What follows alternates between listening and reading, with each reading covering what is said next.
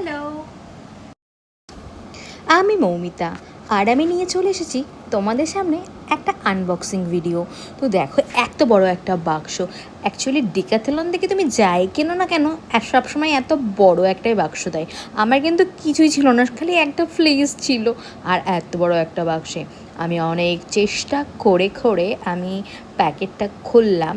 মানে চারিপাশ দিয়ে যেহেতু সেলোটেপ দেওয়া থাকে না, কাইচি বা চাকু ছাড়া না ভীষণ মুশকিল খোলা।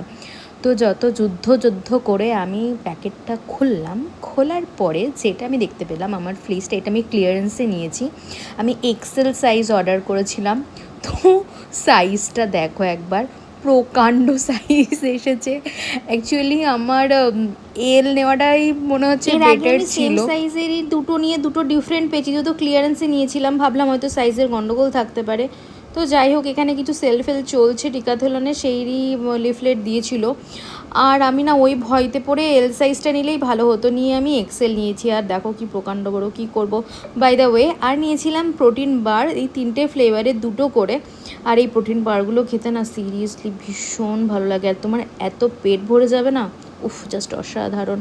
আর আমি না ভাবছি ফ্রিজটা নিয়ে কি করলাম, এলটা দিলেই ভালো হতো, এখন জানি না কি আবার। এই দেখো বাপরে, আমি তো মাথা খারাপ হয়ে গেছে আমার। তো যাই হোক, ভিডিওটি ভালো লাগলে লাইক করে দিই।